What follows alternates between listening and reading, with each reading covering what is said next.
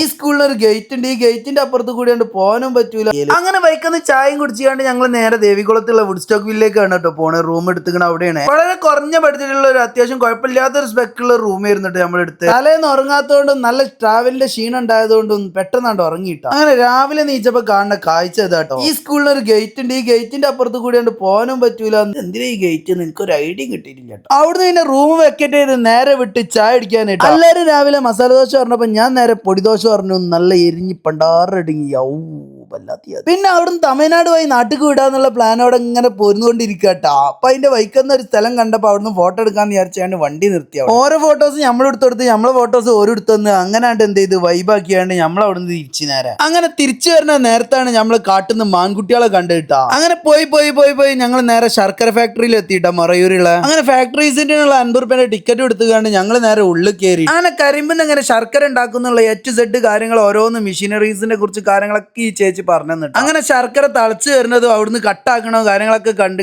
ഞങ്ങൾ അവിടുന്ന് ഇറങ്ങിയിട്ടാ. അവിടുന്ന് പിന്നെ ഒരൊറ്റപ്പിടുത്തം നേരെ ഇറച്ചിൽപ്പാറ വാട്ടർഫോൾസ് കിട്ടാം. അവിടുന്ന് പിന്നെ നാട്ടിക്ക് എന്നുള്ള രീതിയിൽ ഒരൊറ്റപ്പിടുത്തം പിടിക്കുന്ന ഇടയിൽ കൂടിയാണ് എനിക്കൊരു പൂതി പുളി ഇറക്കണമെന്ന്. റോട്ടുമ്പോ പുളി കണ്ടപ്പോ പുളി ഇറക്കാൻ വേണ്ടിട്ട് ഒരൊറ്റ പോക്കിട്ടാ. അങ്ങനെ ഏടത്തി അനുസരിച്ച് ഒരേ വൈബിലാണ്ട് പോയിക്കണ്ട് കുറെ പുളി ഇറത്തുകണ്ട് വന്നിട്ടാ. പക്ഷെ പച്ചപ്പുളി. പിന്നെ അവിടുന്ന് ഉച്ചക്കത്തെ ഫുഡ് കഴിക്കാൻ പോകുന്നത് 4:30 നേരെ ഹോട്ടൽ തപ്പി കിട്ടിയതാണെങ്കിലോ ഈ ഹോട്ടൽ ഇട്ടോ. അങ്ങനെ അത്യാവശ്യം കുഴപ്പമില്ലാത്ത തമിഴ്നാട് ബിരിയാണിയും കഴിച്ചുകൊണ്ട് ഞങ്ങൾ എന്ത് ചെയ്തു അവിടുന്ന് നേരെ വിട്ട് നേരെ നാട്ടിക്ക് വരുന്ന വയ്ക്കുന്നത് പാലക്കാട് നിന്ന് നേരെ തൃശ്ശൂർ ടണൽ കാണാൻ പോവാന്ന് പറഞ്ഞാണ്ട് നേരെ ടണൽ കൂടി ഇങ്ങോട്ട് നേരെ പോന്നിട്ടാ. അപ്പൊ അത്രേ ഉള്ളൂ. ബൈ.